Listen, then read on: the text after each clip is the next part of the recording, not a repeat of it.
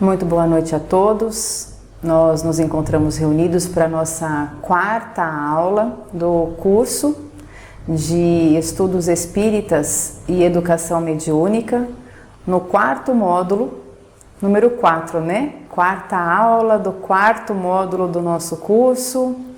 E nós vamos, então, nesse momento, agradecendo a Deus por estarmos bem, pela nossa família, estar todo mundo bem.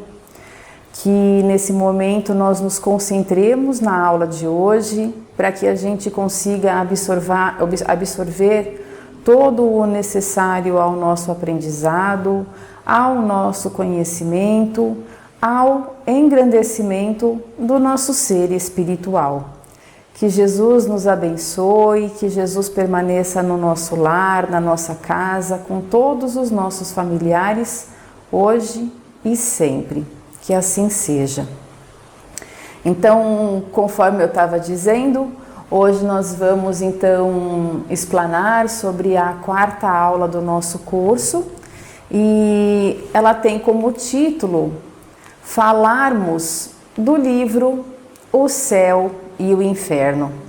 Volto um pouco os slides para mostrar então a codificação espírita, os livros que formam o Pentateuco. Pentateuco de 5, né? Pentateuco dos 5 livros que são os básicos da doutrina espírita. Nós já falamos em aulas anteriores a sequência em que eles foram publicados, divulgados.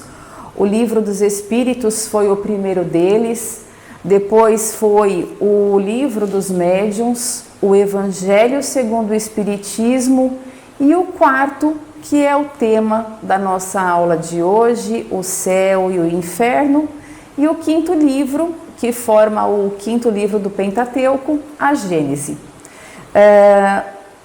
Quero lembrar que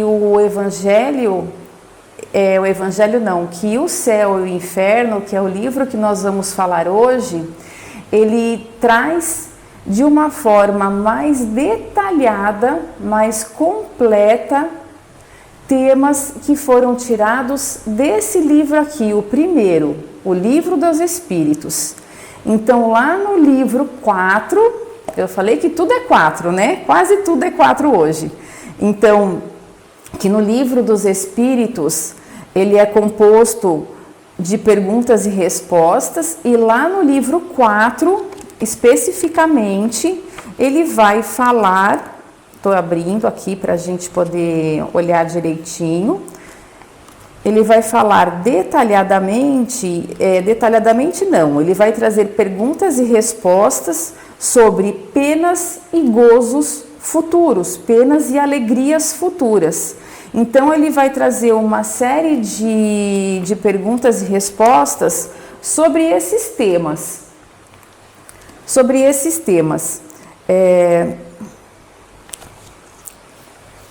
Então, ele vai falar no capítulo 1 desse livro quarto, penas e gozos terrestres. Então, ele vai falar da felicidade e infelicidade relativas, a perda de pessoas amadas, as decepções, ingratidões, afeições destruídas, uniões antipáticas, medo da morte e desgosto da vida, suicídio. E no outro capítulo, porque só são 2 capítulos desse livro quarto, estou falando do livro, o Livro dos Espíritos. Ele vai falar então sobre as penas e os gozos futuros. E aí então vão ter outras perguntas e respostas relacionadas com esse tema. Ok, já entendi, Juliana, que bom. Mas o tema da nossa palestra, da nossa aula, então, é falar sobre esse livro, O Céu e o Inferno. Aí, então, vamos tocar aí na quarta linha aí desse slide. O livro O Céu e o Inferno, ele foi publicado em 1865 por Allan Kardec, ele foi codificado por Allan Kardec e divulgado nessa data. Ele decorre, acabei de ler para vocês, ele decorre do livro 4 do Evangelho, do Livro dos Espíritos, que tem então como título Esperanças e Consolações, em que são estudados os problemas referentes às penas e os gozos terrenos e futuros, inclusive a discussão do dogma das penas eternas e a análise de outros dogmas, como o da ressurreição da carne, do paraíso, do inferno e do purgatório. Então, nesse livro aqui, que é o tema da nossa aula de hoje, ele já está dando aí um preâmbulo, já está dando um resumo do que é que trata esse livro, tá bom? No meu livro e nos outros também está marcado o céu e o inferno, ou a justiça divina segundo o Espiritismo. Por que é que está marcado isso já logo na capa do livro? Porque ele traz aqui nesse slide, aqui nessa quarta linha, né, quando está falando do livro, ele fala que esse livro aqui vai trazer, e Kardec, ele foi isso mesmo, ele esmiuçou a matéria. Apesar do Livro dos Espíritos trazer perguntas e respostas sobre essa questão das esperanças e consolações, o livro, o Céu e o Inferno, ele traz de forma ainda mais detalhada todas essas questões referentes às penas e os gozos terrenos e futuros, a discussão sobre as penas eternas. Será que existe pena eterna? Será que nós somos criados e alguns de nós sofrem as penas eternamente? Eternamente? Fala também da análise de outros dogmas, de outras filosofias, de outras doutrinas e o que elas trazem. Nós vamos encontrar nesse livro aqui muitas palavras, inclusive logo no começo, paraíso, inferno e purgatório, são palavras trazidas pela doutrina católica, né? E Kardec, ele trouxe essa discussão aqui no livro, então trazendo a discussão, mostrando o que é que deve ser entendido por ressurreição, por paraíso e inferno, por céu e inferno e o purgatório, tá bom? Porque a gente tem que lembrar que Jesus jamais disse sobre o inferno e o céu, né? Ele dizia que eram lugares circunscritos, que eram lugares colocados no universo, mas jamais, e do purgatório, né? Jesus não se referiu a essa palavra purgatório. Então, nós vamos encontrar esse questionamento, esse estudo, esse material riquíssimo aqui nesse livro. E dentre o material colocado no Classroom, né, como material de apoio, como material complementar, nós encontramos três vídeos que são curtos, são vídeos curtos. É interessante nós assistirmos esses vídeos para que nós agreguemos, contribuamos para o nosso crescimento, tá bom? Onde vai trazer aí essas questões que a gente está relatando, a questão da ressurreição, do paraíso, do inferno, do purgatório, que Kardec também trouxe nesse livro. Digo mais, antes de nós começarmos a nossa exposição, a nossa aula, que esse livro aqui é um livro, como qualquer outro da doutrina espírita, que deve ser lido por todo espírita, né? Por todo praticante da doutrina espírita, mas também de igual forma por todos os homens, por todos os seres humanos. Por quê? Porque ele traz informações riquíssimas para nós com relação a muitas questões, mas principalmente essa questão das esperanças e consolações. Eu vou trazer aqui o índice desse livro, onde vai trazer uma ideia para nós de quão rico é esse livro. Então, sem demais demoras e delongas, né? Olha lá, o Céu e Inferno, ele está dividido em duas partes. Então, esse livro ele é composto por duas partes. Uma primeira, contendo o exame comparado, tá vendo? Ele traz o exame comparado das doutrinas das outras doutrinas, né, dos outros segmentos religiosos, sobre a passagem da vida corporal para a espiritual, as penas e as recompensas futuras. O que é que leva a alma a ter vivido, ou o espírito, a ter vivido uma boa vida regrada nos ensinamentos de Deus, e as recompensas que recebem aqueles que entendem de igual forma praticar outras coisas e outras atitudes. Ele traz também um exame sobre essa questão dos anjos e os demônios, sobre as penas eternas e etc. E tantos outros assuntos, tá bom? Relacionados a esse tema aí das penas e da vida, da passagem. E a segunda parte, ela traz numerosos exemplos, né? Numerosos casos exemplares. Então, Kardec, dentre milhares de casos que ele tinha reunido, ele separou 66 casos e trouxe aqui nesse livro. Então, nós encontramos 66 modelos para nos ajudar, que trazendo, através de evocações, de irmãos que estavam muito próximos do momento da morte ou logo após o momento da morte, e eles são evocados para trazer o seu relato. Então são 66 aí exemplos da situação real da alma no momento da morte e após a sua morte. É um material muito rico, tá bom? É muito interessante. Milton Filipelli, em um dos vídeos que foram colocados ali na sala de aula, fala que esse livro aqui, ele tem que ser um livro de tão rico material que ele devia ser um livro usado por todas as pessoas para estudo, para leitura, para reflexão, para grupos de estudos, para reuniões, porque engrandece demais e trazendo, reforçando o que nós costumamos dizer sobre a importância que nós temos que ter da nossa vida futura, do nosso momento presente, mas da importância que nós temos que ter para o que eu escolher ser hoje, o que eu escolher fazer hoje, ditará o meu amanhã. Inclusive o meu amanhã dessa questão aí, olha, da situação real da alma no momento da morte e após a morte. Porque tem tudo a ver.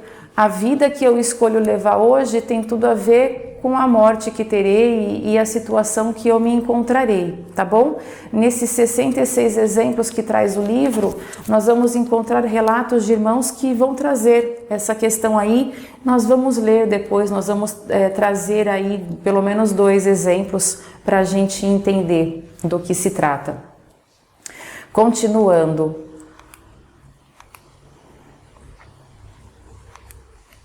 Eu trago o índice, que eu falei para vocês, né? O índice do livro. Olha lá, ele é composto de... A primeira parte, o índice, tem notícias sobre o livro, então ele vai trazer uma série de informações aí sobre o livro.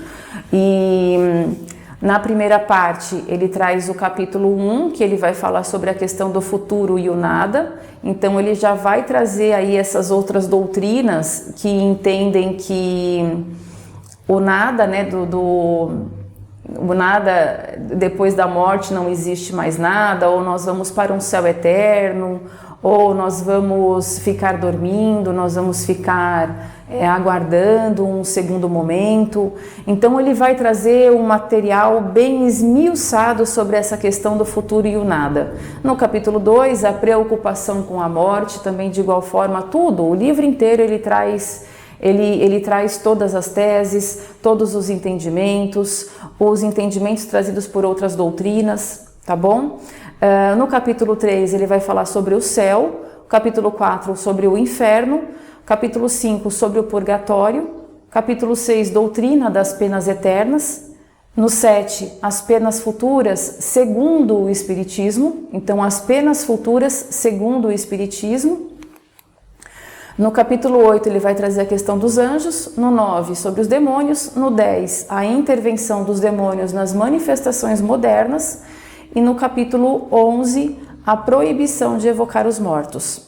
Então ele traz um material rico, né? Ele sempre foi muito detalhista, ele procurou enxugar todas as dúvidas, todos os questionamentos, as oposições que se surgiam naquela época, trazendo informações que completavam, que não deixavam dúvidas. E aí na segunda parte, para completar aí eliminar a dúvida, ele traz aí na segunda parte então os exemplos dos irmãos, né, os 66 modelos aí dos irmãos. No capítulo 1 ele vai falar sobre a transição, né, aquela transição entre a vida e a morte. No capítulo 2, os relatos de espíritos felizes. No capítulo 3, o relato de espíritos em condições medianas. No 4, o relato de espíritos sofredores. No capítulo 5, sobre os suicidas. No 6, criminosos arrependidos. No 7, espíritos endurecidos. E no 8º, expiações terrestres. Muito rico esse material. Convido a todos para ler. Eu fiz algumas anotações. Vamos ver se eu acho para trazer aqui para nós, com relação a essa segunda parte que eu tinha anotado, porque eu achei interessante, mas não tem problema. Então, continuando a nossa aula, vamos lá que depois eu acho, a gente volta. Começando a nossa aula. Por que trouxe essa frase? Porque ela é a primeira parte do primeiro capítulo, quando ele traz sobre o futuro e o nada. Então ele começa trazendo esse questionamento que eu achei muito interessante, e ele fala: nós vivemos, nós pensamos, nós agimos. Eis o que é positivo. E é isso mesmo. E nós morremos, o que não é menos certo. Então ele está trazendo aqui que essa é a vida de todos nós. Nós vivemos, pensamos, agimos, isso é bem verdade, e nós morremos. Né? Isso daí não é menos errado. Mas ao deixar a Terra, para onde vamos? Então a primeira parte, viver, pensar, agir e morrer, faz parte de todos nós. Mas ao deixar a Terra, para onde nós vamos? No que nos transformamos? Estaremos melhor ou pior? Seremos ainda nós mesmos ou não mais o seremos? Ser ou não ser? Essa é a alternativa. Ser para todo o sempre ou nunca mais ser? Tudo ou nada? Viveremos eternamente ou tudo estará acabado para sempre? Vale a pena pensarmos em tudo isso? Ele traz aí uma reflexão que eu compreendo como muito certa, porque se nós não nos preocuparmos com essas questões e viver a vida como se o dia de amanhã a gente pensa, eu vou agora fazer o que me der vontade, sem me preocupar com o que eu estou fazendo, para onde eu estou me dirigindo, nós vamos lembrar, meus queridos, que nós estamos guardando dentro de nós todas os nossos pensamentos, as nossas ações e tudo o que a gente está escolhendo viver, né? E isso vai ditar a condição que nós vamos deixar a Terra, essa fase da transição. E o sofrimento que nós vamos encontrar, conforme os relatos aí dos irmãos que são trazidos aqui na segunda parte do livro. Então, é uma questão realmente que a gente tem que tomar cuidado, e quanto mais a gente se instruir de conhecimento, a gente opta pelas nossas decisões. O que é que eu quero pensar, o que é que eu quero fazer. Porque é bem certo, se nós vivemos, pensamos e agimos, isso daí vai continuar acontecendo durante a nossa estadia, o nosso estágio evolutivo aqui no planeta Terra. Só que o que nós escolhermos vai ditar o que seremos amanhã e o que passaremos amanhã. e o quanto nós demoraremos para a nossa evolução, para o nosso progresso. Se a gente já tem informações que há muitas moradas na casa do Pai e existem planetas e estações mais felizes, com menos sofrimento, quem é que não quer habitar esses lugares? A gente acha que não é capaz de habitar? Aí a gente estaria dizendo ou estaria se contrapondo às palavras do Cristo, que falou que havia muitas moradas na casa do Pai e construiu dentro de nós aquele reino de Deus, aquele reino celeste. Então, dizendo que ele existe, mas que depende do nosso trabalho, depende da forma como nós vivemos, da forma como nós pensamos e agimos sobre a face da Terra.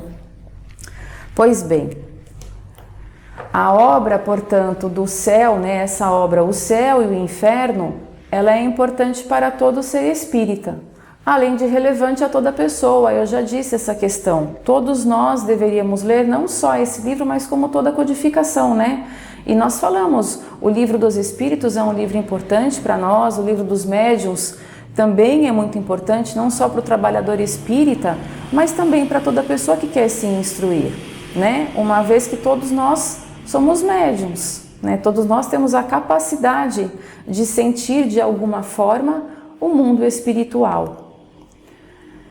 Por que que ele recebe esse nome, Por que que foi dado esse nome, o céu e o inferno? Porque nele nós encontramos desenvolvida as ideias espíritas sobre a figura do chamado céu, sobre o chamado inferno e sobre o chamado purgatório, dentre milhares de outras questões. Eu já trouxe aí o índice do livro, onde em cada um daqueles itens da primeira parte e da segunda parte são riquíssimos de informação. Assim, Allan Kardec, ele explica de forma clara e coerente, trazendo todo o conhecimento, toda a visão espírita sobre essas figuras, tá bom? Sobre a figura do chamado céu, do inferno e do purgatório e de todas as questões a elas inerentes, o que envolve a tudo isso, lembrando que ele está falando da nossa vida. Então, a visão espírita sobre essas figuras, sobre a morte, o que é a morte, como ela se apresenta, isso é importante, Como ela se apresenta, uma vez que ele vai trazer essa questão sobre a reencarnação, sobre o desencarne, ele vai trazer também a questão católica, Quando ele fala da ressurreição. Então, a doutrina espírita entende que a ressurreição não é possível, uma vez que é ressuscitar aquele corpo que está ali, morto. Então, a doutrina espírita vai trazer a visão dela sobre essa questão, entendendo que seria uma desencarnação, tá bom? O momento da morte, como é que ela se apresenta e como é que ela se dá. O livro ainda nos ensina como devemos estar depois de desencarnados. De novo vou falar, os modelos que são trazidos, os exemplos que são trazidos na segunda parte do livro, nos trarão ricas informações sobre o livro nos ensinando, sobre como devemos estar depois de desencarnarmos. Ele traz também um Código Penal da Vida Futura, com 33 artigos explicando a situação do espírito depois da desencarnação. Tá lá no capítulo, eu trouxe essa questão do Código Penal da Vida Futura com os 33 artigos, tá ali, como que é o sofrimento, o que é que acontece,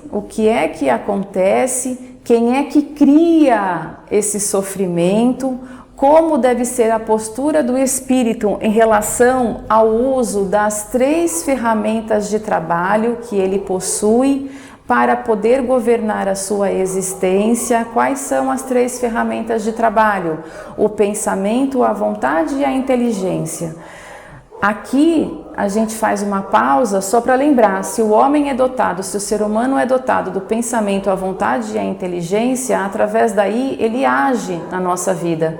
E é aí que ele vai marcando a sua trajetória na vida e, conforme eu falei, de acordo com as escolhas que ele fizer e os atos que tomar, vai ditar aí o sofrimento que ele vai enfrentar ou não, a forma que ele vai passar por esse processo da desencarnação, qual deve ser a postura, né, do espírito em relação, então, conforme que ele tem que tomar essa postura aí com relação ao pensamento, à vontade e à inteligência, para direcionar a sua vida a uma vida regrada de menos sofrimento, condutas elevadas e se direcionando para o progresso e a evolução do ser. Então, esse capítulo, esse Código Penal da Vida Futura, ela traz para nós, então, que não há um ponto fixo geográfico no universo, onde os espíritos ficam, e é verdade, tá bom? A gente sabe que eles se localizam pela afinidade, então, pela sintonia e afinidade, e para falar do céu e do inferno, né? Que são estados da nossa consciência, então que não tem um ponto físico geográfico fixado aí no universo, tá bom? Isso daí está na primeira parte, no capítulo 7, lá desse livro aqui, O Céu e o Inferno, onde a gente vai encontrar esse Código Penal da Vida Futura. Kardec traz então, ele demonstra na obra O Céu e o Inferno, a questão de como funciona a imaginação dos espíritos. Essa é uma outra questão importante. Esse livro, Kardec vai esmiuçar e vai trazer essa questão aí de como funciona a imaginação dos espíritos que relatam estar em algum lugar, né? Ele traz essa questão para aqueles irmãos que fazem que são estáticos, conforme eu estou trazendo aí, que são os estáticos, né? Então eles conseguem se desligar um pouco melhor da matéria, né? Sair um pouco, se desligar um pouco da matéria, e aí eles relatam terem viajado pelo universo, terem feito contatos com outras entidades, terem feito contato com outros planetas, com outros orbes. Tá bom? Então esse livro daqui, Kardec também relatou essa questão, para dizer novamente o quão rico ele é. Ele traz infinitas questões que são dúvidas para todos nós e que servem de material de estudo para todos. Então, voltando a falar, ele traz como é que funciona a imaginação dos espíritos em estar em algum lugar fazendo alguma coisa. Como que é que o espírito idealiza e constrói isso? Precisamos desse conhecimento para entender como funciona a vida e como nos posicionarmos, tá bom? Por que ele está chamando nossa atenção aqui? Porque quando a gente ouve um irmão dizer que esteve em tal lugar e se comunicou em tal lugar, a gente tem que entender que tudo é estado de espírito, é um estado mental, tá bom? Aí eu trago essa questão do êxtase. O êxtase, como funciona a questão do estático, trazendo detalhes da sua imaginação. Chamou a nossa atenção no Livro dos Espíritos, porque no Livro dos Espíritos nós encontramos também essa questão sobre os estáticos, né, da dupla vista, do êxtase, essa questão toda. E aqui no livro O Céu e o Inferno, ele também vai chamar a nossa atenção para isso, tá bom? Então, para nos servir de estudo e saber como é que nós podemos nos posicionar com relação a essa questão. Respeitando, aceitando, sim, mas tendo o conhecimento. Quando nós ouvirmos um irmão relatando um acontecimento, relatando um detalhe como esse, saber como é que nós devemos nos posicionar. Então ele chamou a nossa atenção no Livro dos Espíritos e volta a pedir para tomarmos atenção a esses relatos por serem criações inteiramente da imaginação do espírito, tá bom? Então o espírito tem essa faculdade, nós precisamos, não é que esses lugares não existem, não é isso que eu estou dizendo, tá bom? Mas é o alcance que a nossa mente consegue levar e nos direcionar, como é que nós temos que nos posicionar com relação a essa questão. Quanto à questão do purgatório, também, que é uma criação do catolicismo, né? Então o livro também vai trazer essa questão do purgatório.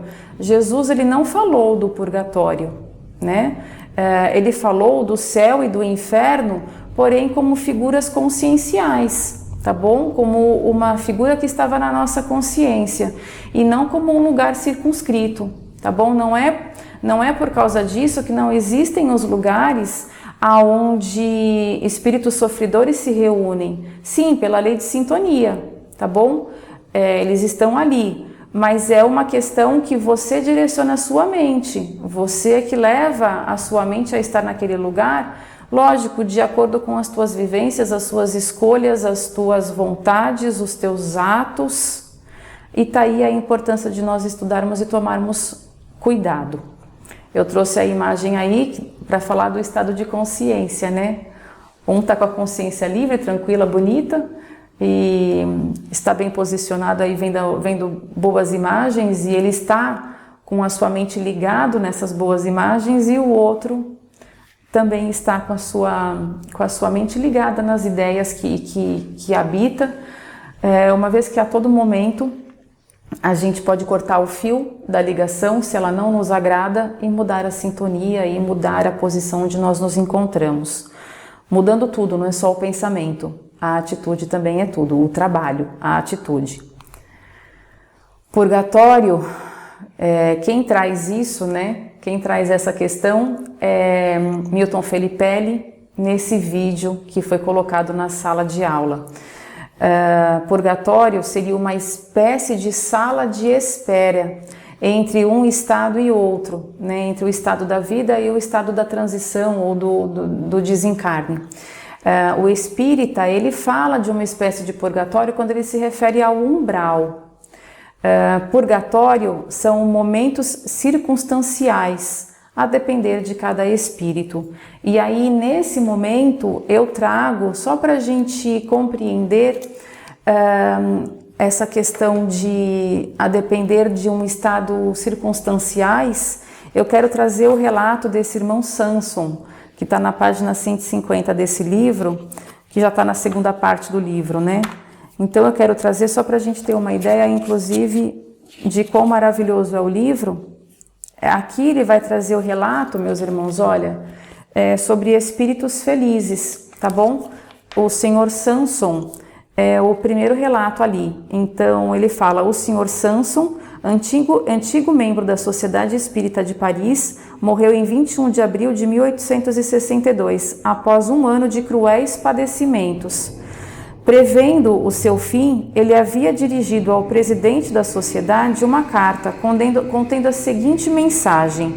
Ele vem relatando a mensagem dele, mas de forma resumida, ele pede para que assim que ele morresse, que fosse dado o desejo dele ser evocado para ele poder, o mais cedo possível, para atender o seu desejo de ser evocado o mais cedo possível, após o seu passamento, dirigindo-nos à câmara mortuária com alguns membros da sociedade, e na presença do corpo deu-se a comunicação seguinte, 1 hora antes do enterro.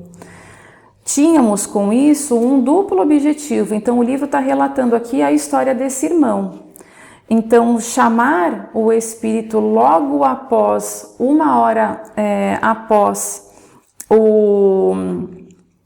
a sua passagem, ele tinha como ideia o de cumprir a sua última vontade e o de observar mais uma vez a situação da alma num instante assim tão próximo da morte. E isso e isso com um homem eminentemente inteligente, esclarecido e profundamente convicto dos princípios espíritas.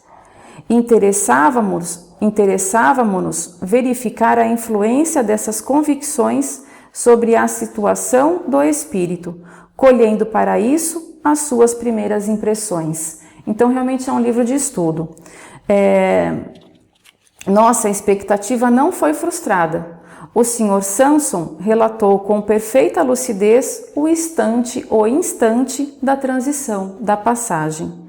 Ele havia assistido à sua própria morte, vendo-se também renascer, circunstância pouco comum e que se deve à elevação de seu espírito. E aí então ele vai trazer aqui a evocação, atendo ao vosso chamado para cumprir a minha promessa. É o irmão Samson falando. E aí então, meu caro senhor Samson, cumprimos um dever e sentimos um prazer ao vos evocar o mais cedo possível após a vossa morte, como era o vosso desejo. É uma graça especial de Deus que permite ao meu espírito poder comunicar-se. Agradeço a vossa boa vontade, mas estou fraco e tremo. Então, trazendo aí a situação do espírito, né? E trazendo o quanto é rico o livro. Aí ele vai continuar falando. Sofrestes tanto que podemos, segundo penso, perguntar como estáis agora? Sentis ainda as vossas dores? O que sentis ao comparar a vossa situação presente com a de 2 dias atrás?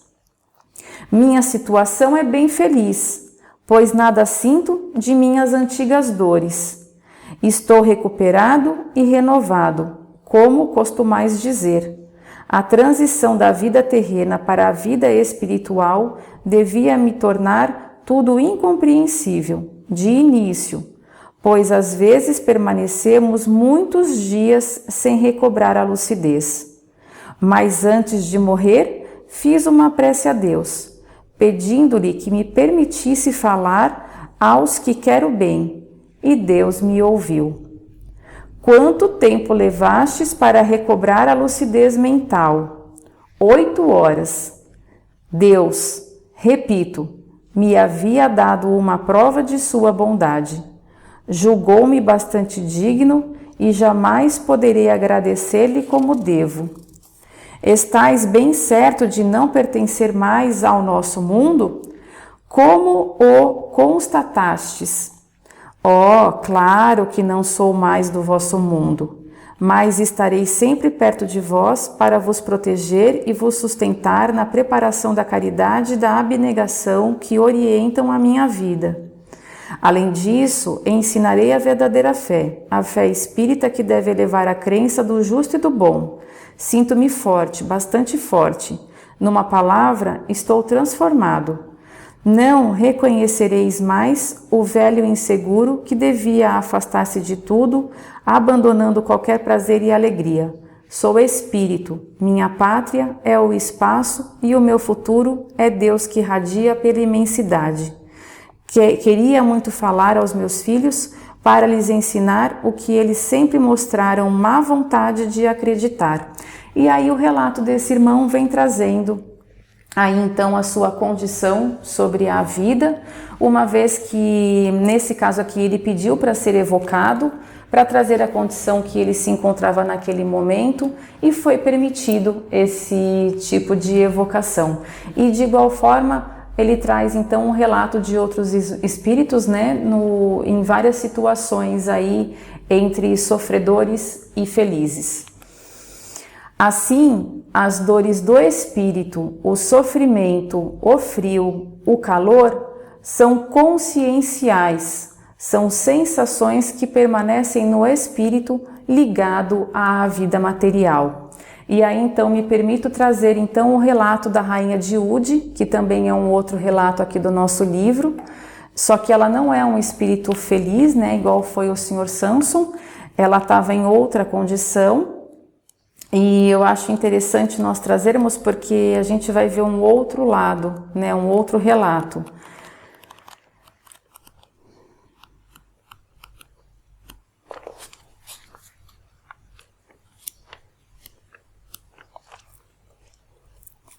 Só um minutinho. 308. A rainha de Udi, ela tá no capítulo da categoria de espíritos endurecidos, né? Espíritos endurecidos. Então ela também vai trazer o relato dela para engrandecimento e para estudo nosso. Então, a rainha de Udi, falecida em França em 1858. Quais as vossas sensações ao deixardes o mundo terrestre? Ainda perturbada. Torna-se-me impossível explicá-las. Sois feliz? Tenho saudades da vida, não sei. Experimento acerba dor, forte dor, na qual a vida, a forte sensação, né, de dor, da qual a vida me libertaria. Quisera que o corpo se levantasse do túmulo. Ela está trazendo as impressões dela, tá bom? Naquele momento. Então eu vou repetir. Experimento acerba dor, da qual a vida me libertaria. Quisera que o corpo se levantasse do túmulo. Lamentais o ter sido sepultada entre cristãos e não no vosso país? Sim, a terra indiana me pesaria menos no corpo. Olha aí o espírito relatando as sensações, os pesos que experimenta. Que pensais das honras fúnebres prestadas aos vossos despojos? Não foram grande coisa, pois eu era rainha, e nem todos se curvaram ante mim. Deixai-me. Forçam-me a falar, quando não quero que saibas o que ora sou. Asseguro-vos, eu sou rainha. Eu era rainha, desculpa. Ele fala aqui que Udi foi um reino da Índia, situado entre o rio Ganges e o Himalaia. E aí eles continuam perguntando: respeitamos a vossa hierarquia e só insistimos para que vos respondais no propósito de nos instruirmos. Acreditais que vosso filho recupere de futuro os estados do seu genitor? Meu sangue reinará, por certo, visto como é digno disso. Ligais a essa reintegração de vosso filho a mesma importância que dáveis quando encarnada? O meu sangue não pode misturar-se com o do povo. Não se pode fazer constar na respectiva certidão de óbito o lugar do vosso nascimento? Podereis dizer-lhe agora a nós: sou oriunda do mais nobre dos sangues da Índia. Penso que nasci em Delhi. Vós que fizestes nos esplendores do luto, cercadas de honra, que pensais hoje sobre tudo isso? Então ele está perguntando, você que veio do ouro, né, do luxo, o que você pensais de tudo isso? Que tenho direito, que eu tinha direito e que ela continua tendo direito. A vossa hierarquia terrestre concorreu para que tivesseis outra mais elevada neste mundo em que horas estáis? Continuo sendo rainha. Que me enviem escravas para me servirem, mas não sei, parece-me que poucos se preocupam com a minha pessoa aqui, e contudo eu sou sempre a mesma. Professais a religião muçulmana ou a hindu? Ela disse a muçulmana. Eu, porém, era bastante poderosa para que me ocupasse de Deus. E aí ela vai falar de Deus e do cristianismo, porque ele vai continuar perguntando: no ponto de vista da felicidade humana, quais as diferenças que assinalais entre a vossa religião e o cristianismo? Ela pega e fala: a religião cristã é absurda, diz que todos são irmãos. Qual a vossa opinião a respeito de Maomé? não era filho de rei. Acreditais que ele houvesse tido uma missão divina? Isso que me importa? Qual a vossa opinião quanto ao Cristo? O filho do carpinteiro não é digno de preocupar meus pensamentos. Que pensais desse uso pelo qual as mulheres muçulmanas se furtam aos olhos masculinos? Penso que as mulheres nasceram para dominar. Eu era mulher. Tendes inveja da liberdade de que gozam as europeias? Que poderia importar-me essa liberdade? Servem-nas acaso ajoelhadas? Tendes reminiscências de reencarnações anteriores a que esta que vindes de deixar? Deveria ter sido sempre rainha. Então, aqui ela traz um relato, continua, mas ela traz o relato da situação, né? Mesmo depois da morte, ela acredita ainda ser rainha. Então, trazendo aí todo o conhecimento que o livro traz, fora que a gente só falou aqui da parte dos exemplos, né, dos exemplos dos espíritos, mas a gente não pode esquecer que tem toda uma parte de conhecimento onde Kardec é rico em trazer detalhes, novamente, em trazer detalhes para nós sobre todas as questões do momento da morte, de como se encontra aquele irmão, por que é que ele se colocou naquela situação e a visão de outras doutrinas, de outras religiões sobre aquelas palavras, sobre o céu, sobre o inferno, sobre purgatório, sobre a importância das nossas atitudes, tudo o que nós costumamos ver. E nesse momento, eu quero só lembrar que Kardec, com a ajuda de muitos irmãos, olha, eu trouxe imagens aqui de irmãos que foram grandiosos homens. Então, trazendo aí a importância da doutrina espírita na nossa vida e agora apresentando esse livro, tá?